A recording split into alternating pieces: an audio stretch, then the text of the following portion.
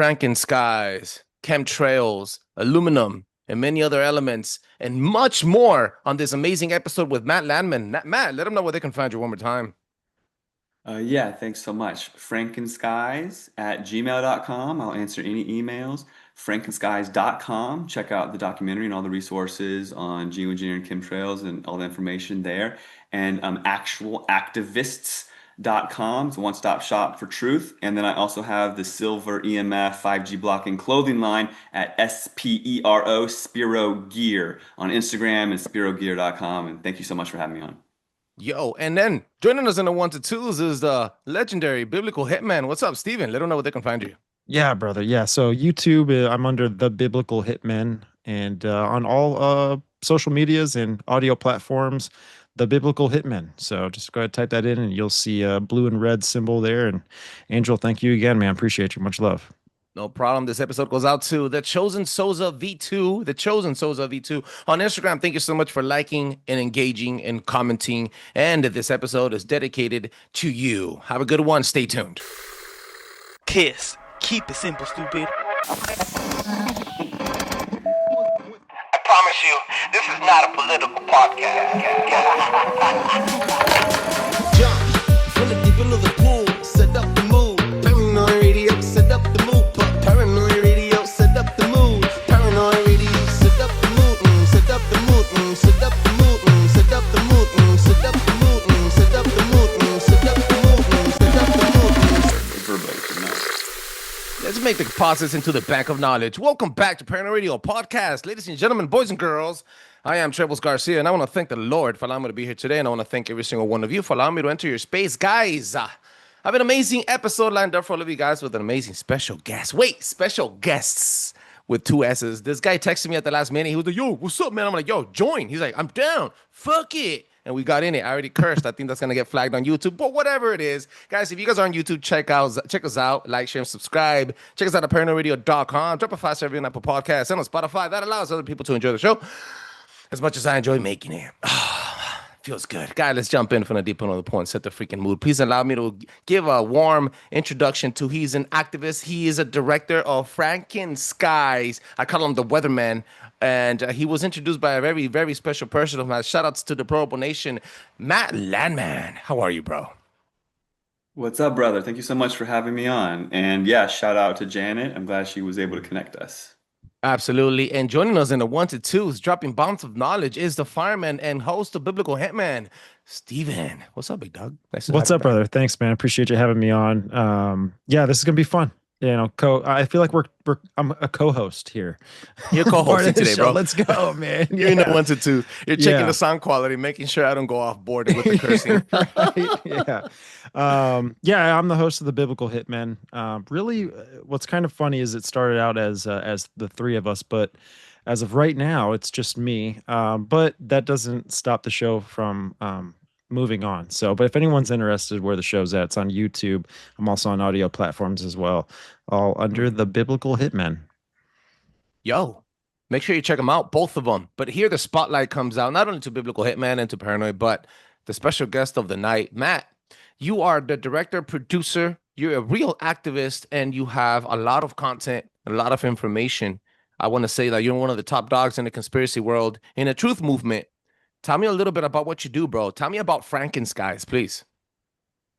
Thanks, Angel, and nice to meet you, Steve. Maybe we can do an interview on your platform. It sounds very interesting, and it's a very biblical time that we're in right now. Battle of good and evil, light and dark, and darkness was really like showing itself right now. But me, so about 12 years ago, I became a chemtrail activist, anti-chemtrail. Every time I say that to people, they're like, anti? I'm like, what do you think? You think I'm out there like, let's go chemtrails. No, I'm an anti-chemtrail activist, geoengineering activist, you know. And in 2015, when I first got rolling with it, I didn't have like a tool to share with people, you know. I had like information, flyers, resources, but the people had to go down the rabbit hole. So I made FrankenSkies the movie to be able to hand it over to people so that they could wake up on their own time in the comfort of their own living room or whatever. And so 2017, I came out with FrankenSkies the movie. I'm working on a sequel, FrankenSkies 2, Climate Change, like shackles. could come out as early as, spring next year. I'm still looking to interview a couple great people. There's a whole lot to talk about. Like I don't want to have to come out with FrankenSkies 3.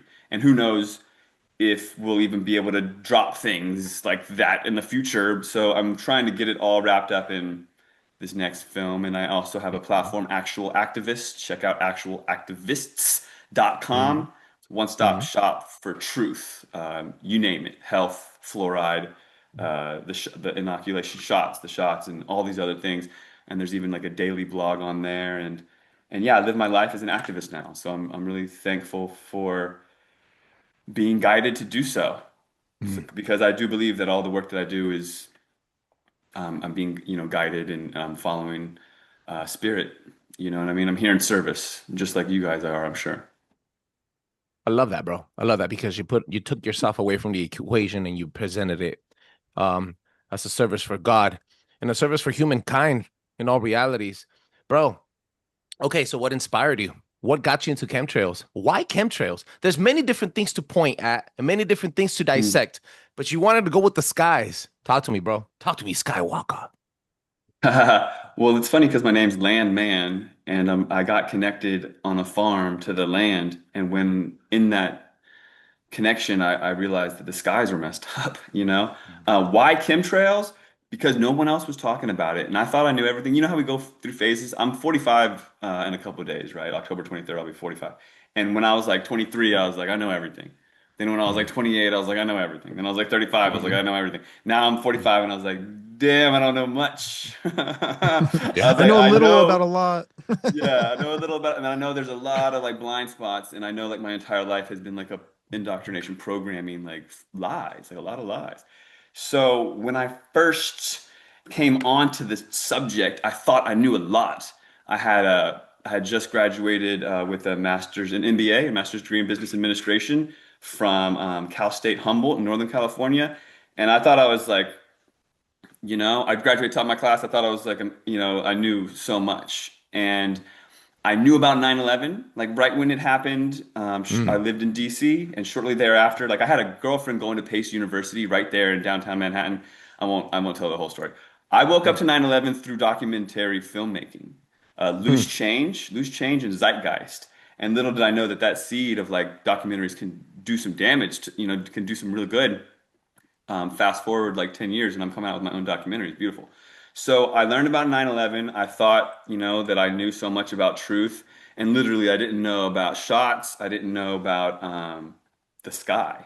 I knew the fluoride was in the water, and a lot of people didn't know about that. I changed my toothpaste out and thought I knew everything, right? So when I learned about chemtrails, and I witnessed it firsthand working on a farm, I witnessed drought causation in around like 2000, let's say 13, when California was going through like a big drought. The jet stream was being redirected and it wasn't hitting Northern California like it usually would. And so these farms were being devastated, and I witnessed it firsthand, and I was completely embarrassed, bro. My ego was like, you didn't know about this? And then when I tried to tell people about it, they would just like shame me. Even my friends that were like awake or whatever you want to call it, they were like, oh, Matt, that's a crazy conspiracy theory or whatever, And I'm like, no, I'm telling you about this, And I didn't have the tools, like I said. So eventually I made the movie so that I didn't have to like scream it from the rooftops. So I could just like pass it on. And so why chemtrails? Because it wasn't being discussed enough. And I was just like, I was shocked and appalled. And to be quite frank, I had just prior to waking up to chemtrails, I had been through this like serious spiritual awakening, realizing that there's light and dark, that there's a battle of light and dark on earth. I know that there's angels and demons. And in knowing and learning this and seeing this and witnessing it firsthand and like going through my own process, when I first came onto the chemtrails, because everyone wants to like be like, how do you know? How do you know it's not good? How do you know they're not doing something good or whatever? I was like, yo, I know evil when I see it. Word. You know what I mean? And I'm not on the side of like turning a blind eye to that nonsense. So I have to like sound the alarm. And then when I started to like raise the awareness, all these doors open, bro. It was like God parted the sea for me or whatever. It was like, yeah, Matt, this is your path. This is your mission. God parted the skies.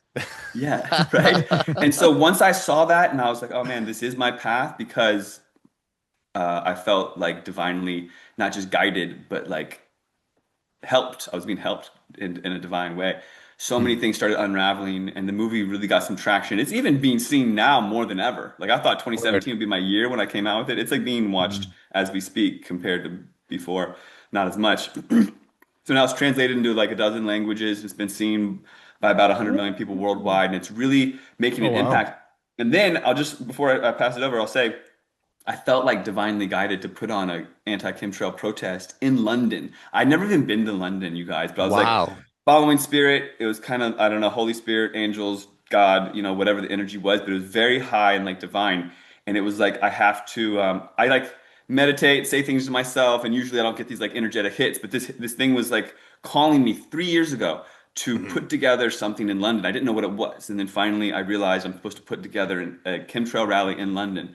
And then I had it on summer solstice, June 21st this year, 2025. Wow. And as I set it up and started getting momentum and going over there and figuring out and going on the podcast over there and everything, the UK government announced, we're going to dim your sun and with chemtrails, like publicly, with $66.6 million or whatever, like some 666 nonsense. And their program, SATAN, the Stratospheric Aerosol Transport and Nucleation Program, and they just refer to it as Satan. They're like, we're going to dim the sun with Satan. It's like, what? And so I was already like getting this together, and then the government comes out with this, and everyone wanted to protest it, and I already had the protest like lined up, bro. On the longest day of sunshine, on the day, considering they're trying to dim the sun, it was like to honor the sun. Oh, look at that. So yeah, I feel like it's just all in divine order, and thanks for listening. Plus, checking all the boxes so that people pay attention.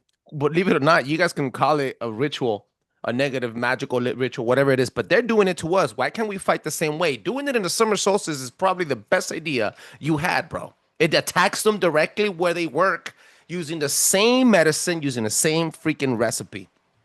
Now, you said dimming the sun. I was going to mention that, dimming the sun, but do you think now, if you would have told me this 10 years ago, I would have been like, oh, well, they're probably trying to make it rain in California because it's high desert and we're going through a drought. So technically it is for helping, but then it causes an earthquake or a flood or a freaking mudslide somewhere else in Russia or in the Middle East, for example, etc. So like the butterfly effect, right? So you do something here and it reacts somewhere else.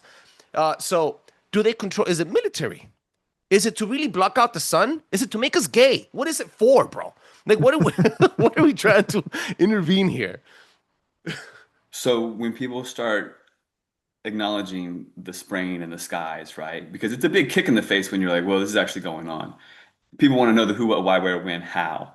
Because they're going to be, if they bring this up to their friends, family, and peers, they're going to ask those questions. And so we got to be like, we have to have that artillery. We have to have that knowledge to be able to share it. And if we come to our people and be like, they're spraying the skies and we can't answer the questions, we just look like tinfoil hatters, and we don't know. We look like conspiracy theorists. So I understand wanting to know all the answers. Why are they doing it? It's so multi-leveled. They claim they want to dim the sun, and the answer is like, how far deep are you down the rabbit hole? Like, what are you ready to hear? Like, if my grandma asked me why are they doing it, I'd be like, Bill Gates wants to take over more farmland, and if you can control who gets rain and who doesn't, you can like drought out. And even that's pretty gnarly. Yeah. Yeah. It's messed up, but it's like people are ready for that. But it gets really deep and spiritual when it's like they're dimming the sun to like slow down the evolution of humanity so that they can hijack consciousness and turn us into transhuman cyborgs and stuff like that. It gets really weird, bro. So there's levels to it all, but they say they want to dim the sun to save us from global warming, climate change. They manipulate the weather and cause heat waves. They cause droughts. They're spraying patented fire accelerants on the forest, aluminum oxide, barium salts, and acting like they don't know why the fires are going crazy. So it's a classic problem reaction solution scenario where they're creating the problem and then saying, oh, we've got the solution. It's dimming your sun. So like why they're doing it is so layered and deep, but it's about control and greed and really hijacking consciousness at the end of the day. But that's like a really deeper spiritual answer there. Yeah, I I wanted to have kind of, go ahead. sorry. Mhm. Yeah, I wanted to jump in here. You mentioned aluminum, barium, right? So Mhm. these are, if you actually take these two symbols from both of these components of the periodic table, you put them together and you actually, it actually forms, I think, the god that it is that they're worshiping, Baal, right? And Mhm. what I mean by that is, I think that the engineering of spraying the skies, geoengineering, all of the practices that they're doing is nothing more but ball worship. And I say that because I think they've also told us that. And the first kind of thing that has been documented that's been released through FOIA documents and stuff, which is the Freedom of Information Act, is Operation Popeye, which was an operation that was taking place in 1972. And this is when we were spraying the skies over in Vietnam to actually control and to modify the weather to use it as a military strategic event against them. And what's funny is that happened in 1972 and 73. And then I was like, okay, so I started doing some research on this. I said, what happened in America in 1972 and 73 that changed the country? And actually, that's the time where Roe v. Wade got passed. So you have that ritualistic practice with us controlling the weather and spraying the weather, which Baal is the god of weather, by the way, to the Canaanites. And so you had, and they also say there's a connection with Baal and Moloch. It's just, I think they're just two interchangeable titles for the same god. And so you pretty much had the baby sacrificial process going on in America just being started while we were actually as well worshiping and controlling the weather, just like this. It's like it was connected. I don't know. I just wanted to throw that out there. It's weird. Wow, Yo, that's a great connection. I had heard a lot of that, but not all of that, and that's beautiful that you put that together, Steve. Also, during that time frame, JFK gets assassinated in front of everybody, and then huh? Lyndon B. Johnson takes over, and he says in this like speech at like Texas A&M or university, he gives the speech that says "Control the weather, control the world," and he like grinds his teeth and his eyes get all black. And that clip is in the movie FrankenSkies. So there was a big shift in the powers that be and the players and who's in control. And I do think that JFK was likely a good person, but after that, it seems like we got Hmm. pretty hijacked. Also worth mentioning, if you rewind a little bit, Paperclip, Project Paperclip after World War II, all these war criminals were basically handed the keys to our nation through being able to control NASA, who has a budget of around 80 million US dollars per day, and they have a chemtrail program called CARE, the Charged Aerosol Release Experiment, where they spray aluminum, barium, strontium, make fake clouds with no scrutiny, transparency, or who knows what that budget is. But also they formed Hollywood, and so the programming and the satanic hijacking, it seems to like start right after World War II, maybe. I mean, it's been going on for some time, but it just gets reinforced and reinforced. And yeah, you're completely right. The BA of barium and the AL of aluminum. It's There's no wild. coincidences. There's no coincidences. There really are not. In 1970, Kent State, Ohio, suffered a massive shooting, one of the first massive shootings to start the decade with murder and massacre. And on top of that, the people and the political movement that was largely introduced into the public and also used to weaponize the movement in Kent State was called the Weathermen. Ah, Oh look wow. at that, bro. And they were all dressed in black. They were like, I want to say the white panthers of the time, but they were leftist activists and they were also trying to make sure that we transhumanism evolved. So yeah, Hmm. that's interesting, bro. All of those Yeah, connections. Look at that. I know. Matt, So hey. Oh, sorry. Go ahead, brother. go ahead, bro. Go ahead. Oh, Yeah, go really ahead. quick. I'm lucky enough on my Facebook account, Matt Landman, to have a bunch of followers. I've been able to keep that account. I've lost a lot of other accounts, but on Matt Landman, I have 140,000 people. And when I first found out about the Weathermen, because I saw a documentary, I was all excited. I was like, oh, I've never heard about this, and I started posting about it. But surely, quickly, people corrected me, and they were like, they're controlled government group. Word. And I was Mm. like, oh, dang. Again, I was fooled. But it's interesting to look into the Weathermen and realize who they were at that point in time, like scaring the crap out of Americans and controlled by the government, like bombing us. It's crazy. I have this little theory where I'm thinking that I'm taking it the other route. I'm taking it that they're trying to hack our DNA by controlling the radio waves and how thick the atmosphere of elements, hard elements like metal is in our atmosphere, and what we're breathing in and what we're being injected in and what we're eating and all that stuff, right? So they're controlling every element around us, controlling all of our senses. And then we get induced using liquid crystal technology. Do you also know that in Kent State is known for liquid crystal technology research? It Wow. comes from Kent State. Like LCD screens come from Kent State. Like they were invented there. Nuts, bro. Unreal. Yeah, Steve, were you wanting that's to say wild. something before I Yeah, interrupt? so you're good. I'm looking at the cover of your film, and it's cryptic. It's super cool. It's brilliant, actually. So you have a gas mask here that's actually breathing. It looks like the only plant left on Earth, and then you have 5G towers reflecting off of the optical glass of the mask. So could you kind of break down what you're saying with this? Well, that's beautiful because before I wanted to actually riff on what Angel was saying is how it's all connected. And so you read my mind. And that's why I actually created the clothing line to try to protect from 5G with silver clothing and all that, because it is all connected.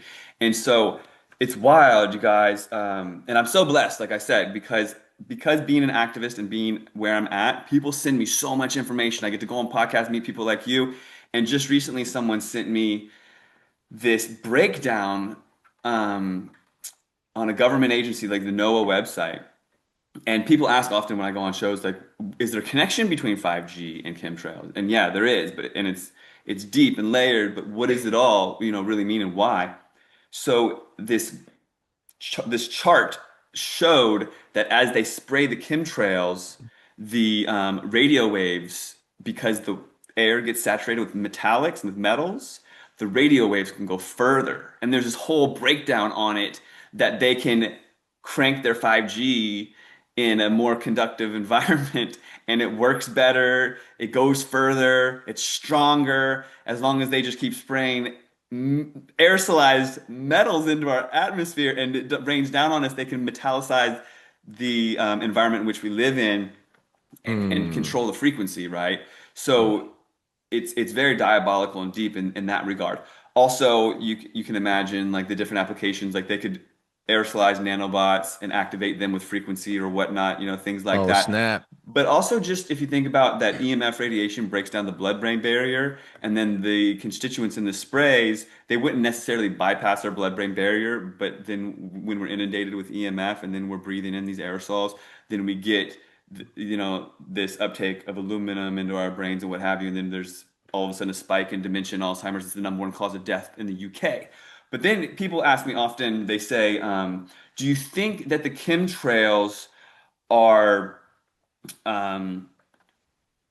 creating an environment for like aliens or something? Like, are they changing the snap. Earth? Is it terraforming, right? And I'm like, oh, that's kind of extreme. But I do think they're creating an environment in which they can control, right? So, for instance, if you look at it in like a biblical scenario, we're supposed to be beings of frequency, and we're here like in dense matter, but we're supposed to be evolving, consciousness evolving, right?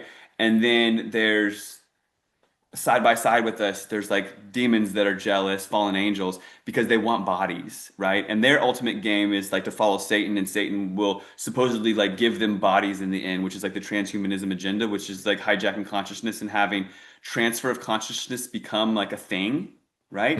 And then when transfer of consciousness is a thing, the powers that be, the baddies that run the world, they'll start transferring demons into cyborg like bodies. Is like the game plan of Satan. Satan's like, don't worry, we're gonna get our realm and we'll have our world, and they want to like take this over. So it's complex, but the spraying along with the 5G is trying to maintain a frequency that one will depopulate, because people conceived, born and raised in a 5G environment. The 5G carrier wave, the millimeter-sized carrier wave, it is designed to penetrate reproductive organs and impact them as people are developing, especially in the womb. So this is like a problem that's not going to show itself for like 16 years or something when this next generation is trying to have kids, for one. And then there'll be this whole transhumanism like scenario where people are like, well, you should transfer your consciousness and digitize it. And Deepak Chopra and all these sellouts are already doing that. Huh. Digitize your consciousness and transfer it into a part cyborg, like clone version of self to live forever, because they want to bypass dying, because people will be so afraid of dying because the human race won't be able to reproduce. Or like avoid it was. judgment. Right. Avoiding judgment is the big goal of the baddies, right? So it's like, how can we somehow create this realm where we don't have to face karma and avoid judgment? Well, we got to live forever, but we have to trick humanity into thinking that that's a thing, right? So I know it's really deep, and I don't know if I'm really answering your question, but at the end of the day, it's like this dual prong attack on spirituality, really. And they want to create for themselves an environment where they can maintain the frequency and not let it elevate, because as it elevates, they lose their grip, right? And this might be like a repeat thing that humanity has gone through before in different shapes and forms. And this time around, they're doing it this way, kind of thing. But it's like, one, the sunlight and whatnot gives us download codes, and I think we're supposed to be like an elevating consciousness and evolving consciousness from that. We're all supposed to be evolving together. And so they want to block that sun, convince us that we need to block the sun, and put metals in between it and keep us from getting those downloads so that they can buy themselves time to kind of hijack this realm and steer open the portal. Right. So it gets really interesting if you start to put the pieces of the puzzle together. But if you just look at it from like a scientific perspective, like how are they going to get the metals inside the person? Well, they want to put towers everywhere, have this frequency going that basically like zaps the metallic haze and keeps it in place so it doesn't just fall to the ground. So they want to zap the metallic haze, keep it like breathable. And then it helps them push their 5G frequency around as well. I know that's a lot, but I hope that made sense. Here in LA, we call it smog. No, have you guys seen K-pop Demon Slayers? Have you guys heard of this? I watched that movie. I did watch that movie because everyone was talking about it. What did you see? What did you see? Vocalists controlling their frequencies on people's habits, controlling the frequency. Bad and good. You see the duality in the show, right? They're always telling you what they're up to, bro. Always telling you. So again, I think you're onto something where they're trying to control with the towers, with the atmosphere, bombing on our senses, but not necessarily keeping. I think it's more of a thinning out the layer, the veil, so that they can come onto our dimension, come up our dimension, and then infect us spiritually. Jinn. Have us ride our bodies like jinns. Oh yeah. Biblical Hitman? Yeah, no, it all comes together once you kind of, because everything's so compartmentalized with all this, right? With any kind of conspiracy, everything's kind of broken up, scattered. So when you start to pull the pieces together, you can kind of get such a better image of what the overall goal is, and then you can start to draw some of these conclusions. But then sometimes they actually tell you what it is that they are doing with some of these these things, which is wild. What do you think this is doing to the food? You think this is doing something to the agriculture? Because it is weather, right? And weather is rain. So I'm just curious what your thoughts are with that.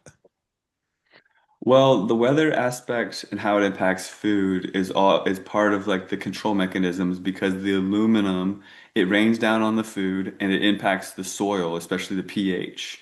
And so then it's no wonder Monsanto, when they did exist, which they got bought up by Bayer and now they're like hiding, but when Monsanto did exist as an entity, they created aluminum resistant genetics, aluminum resistant seeds. So in a full-on chemtrailed out world, only their seeds will grow. So that's one piece of the puzzle. Also, there's this big talk of like, how could there actually be organic food if metals are being rained down on the food and whatnot? And is that being regulated and tested and what have you? And I actually spoke to someone that works in the Department of Organic Certification, and he says he's only required to each year randomly sample 5% of his customer base for heavy metals. And they do this big spectrum like 400 heavy metal test or whatever, and all these different chemicals based on the residues of pesticides and herbicides and whatnot. But there is aluminum and whatnot in there, so it would be testing for that. And sometimes they do come up too high to be organic, and then they just sell it conventional. So it's like there's not really any like, where's this coming from or what's going on? It's like just change the label and sell it some more, you know? But what is it doing to the food is aluminum is a desiccant. It gets in the roots and it dries up the plants. It breaks down their immune systems and makes them more uh, screwed for bugs and whatnot. So they're getting chomped down because their immune system's messed up. They're dried up from the inside out. We see that in the trees as well. We see that in fires too. They burn from the Yep. inside out. Yep, and the pH of the soil becomes really alkaline, and that imbalance it wreaks havoc on like the mold and all that and whatnot, and it makes everything just out of balance and messed up. So it's horrible for food really in the end, unless you're GMO'd out and you know what's going on. And then you've got and it messes with the bees too. It gives the bees dementia and they die off. So then your pollinators are died, and that's why they have a Franken bee. If you watch FrankenSkies, the movie, there's this Franken bee that Monsanto has introduced that's immune to all these things. Shut the front door, bro. Wow. So what is can you dig into that a little deeper for us? The Franken bee? So the bee is genetically engineered.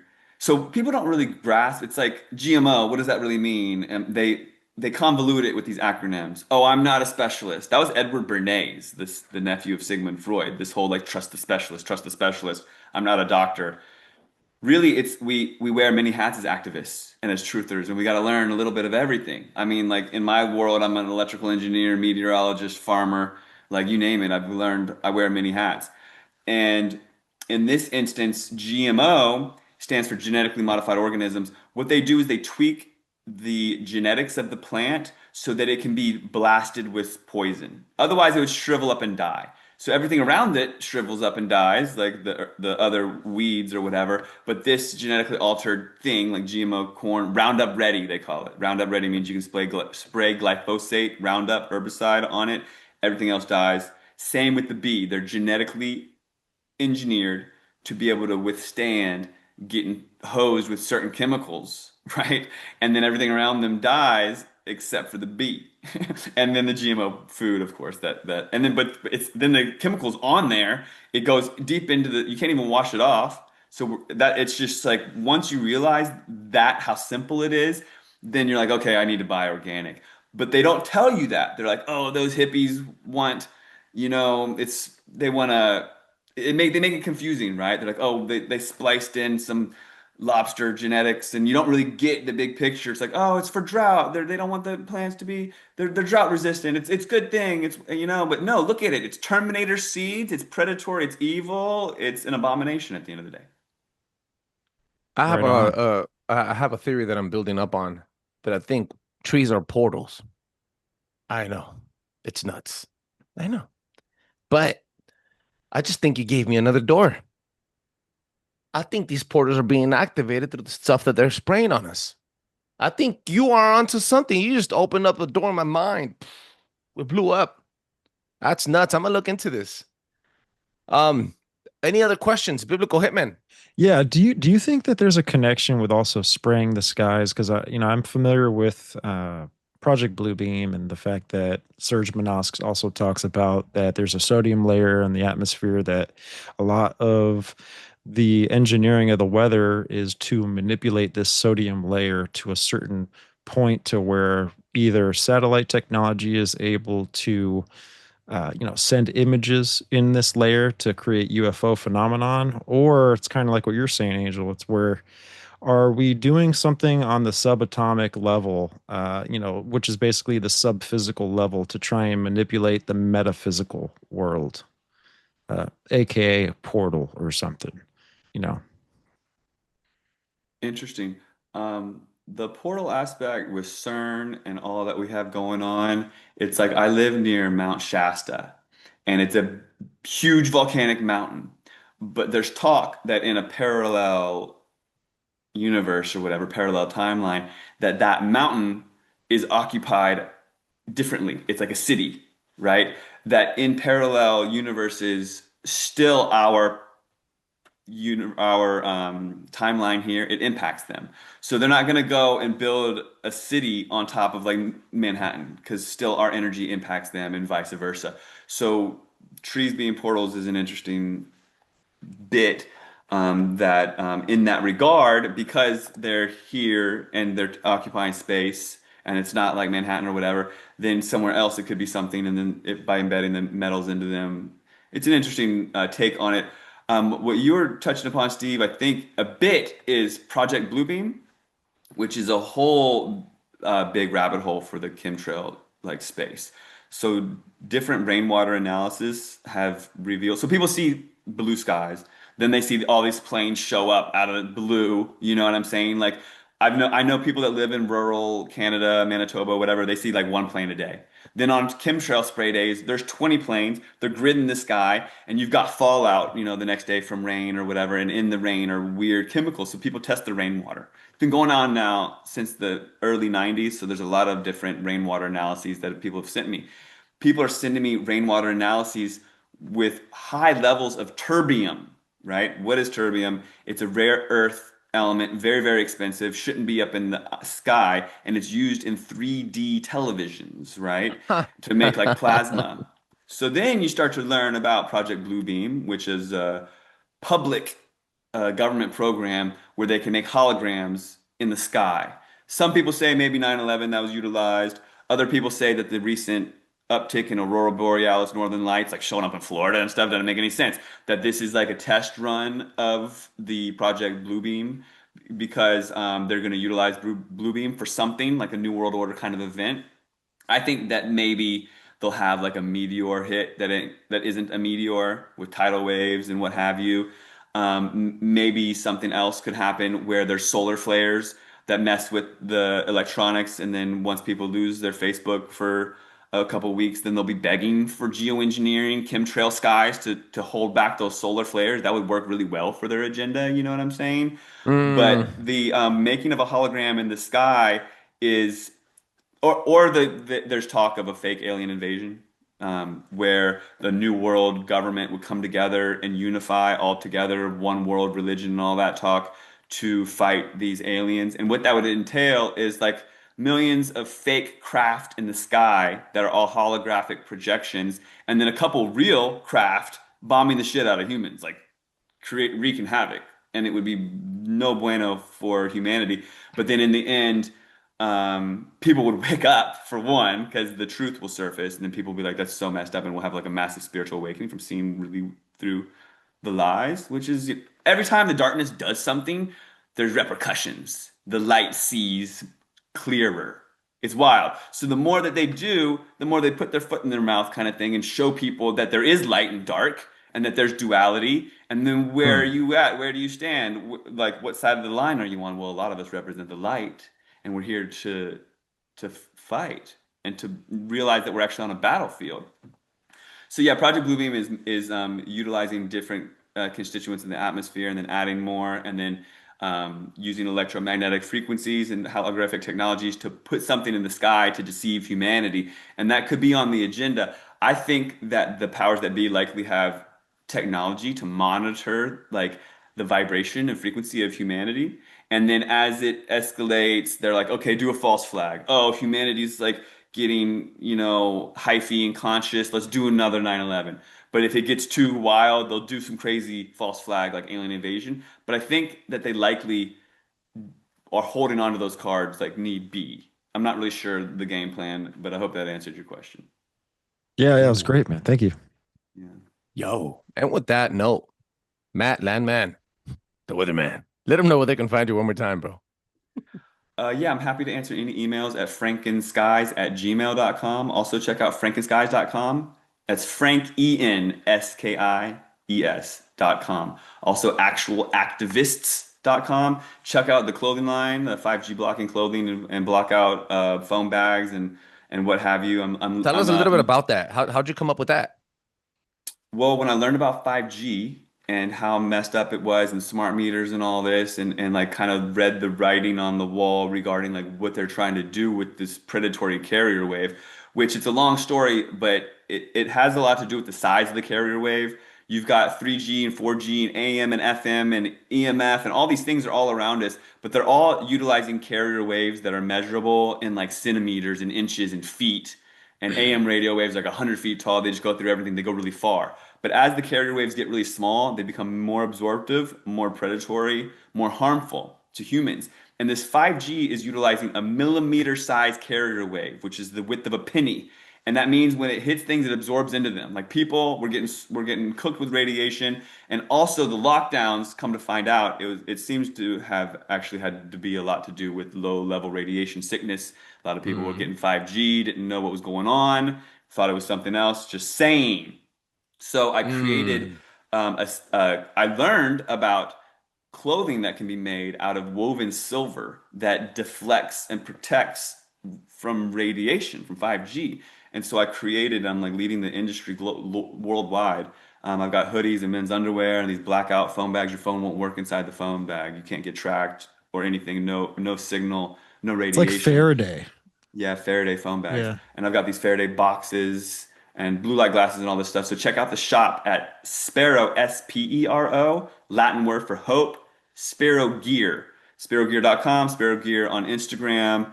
But take a look, bookmark it. I'm also selling incandescent light bulbs. What's up? It's a whole market. But yeah, as a truther and as an activist, I didn't want to work in the Matrix. And I realized Chemtrails wasn't going to pay the bills. I mean, the movie's free, you know what I mean? But I wanted to be an activist and make a living. So I ended up with making this clothing line in 2018, and now it's thriving. So please check it out, and I appreciate y'all having me on. And Matt Landman on Facebook. And if you're interested in finding any things I've ever done, just go on your trusted browser and look me up. I'm all over the place. Appreciate it, and I appreciate you guys. And thanks for honoring the light and God and the Holy Spirit and all that, because that's really important nowadays. Yo, Steven, they don't know where they can find you. Yeah. So, you can find what I do, my show. It's on YouTube, The Biblical Hitmen. And I've had Angel on a few times, and his episode is hopefully going to release here in the next coming week. So just keep lookout for that. And you guys can find me on audio platforms everywhere. Thank you, Angel. Appreciate it, man. That's right. No problem, man. Ladies and gentlemen, boys and girls, do not forget to check us out one more time. Check out Landman, check out The Biblical Hitman, and drop a 5-star review on Apple Podcasts and on Spotify, because that allows other people to enjoy the show as much as I enjoy making it. Peace.